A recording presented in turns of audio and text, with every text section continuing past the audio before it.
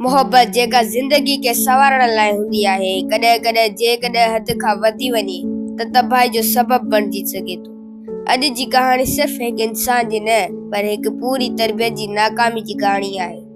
तसवुर करियो, हिकु ॾोहारी जंहिं जी ज़िंदगी गुनाहनि सां भरियल आहे, आख़िरी लम्हनि में फांसीअ जी तख़्ते ते बीठो आहे ऐं संदसि आख़िरी ख़्वाहिश पुछी वञे थी। हू सिर्फ़ हिकु ॻाल्हि चवे थो, मूंखे पंहिंजी माउ सां मिलण ॾियो।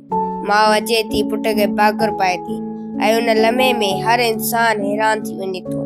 कातिल ख़ामोशीअ सां चवे थो, जेकॾहिं अॼु मां हिते बीठो आहियां त उन जो सबबु मुंहिंजी माउ जी बेहद मोहबत आहे। हीउ सभु ओचितो न थियो।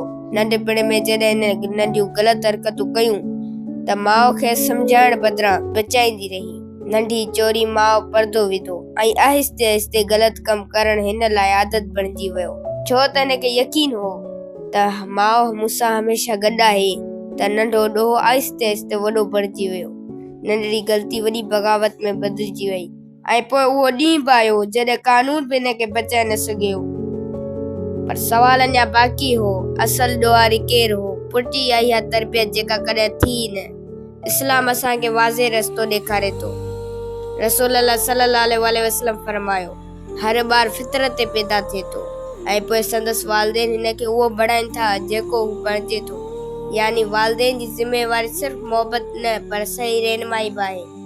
अल्लाह ताला क़ुरान पाक में फरमाए थो, पंहिंजे घर वारनि खे हुकुम कर ऐं उन ते साबित क़दम रह। वालिदैन मोहबत करियो पर हद सां, ॿार खे आज़ादी ॾियो पर हिसाब सां। ग़लती ते चुप रहणु मोहबत न आहे, ग़लती खे दुरुस्त करणु मोहबत आहे। छो त अॼु जो हद खां वधीक प्यार सुभाणे समाज लाइ ज़ख़्म बणिजी सघे थो। यादि रखो, सख़्ती बिना मोहबत जे ज़ुल्म आहे ऐं मोहबत बिना सख़्ती जे तबाही आहे। ऐं फ़ैसिलो तव्हांजो आहे त छा करणो आहे।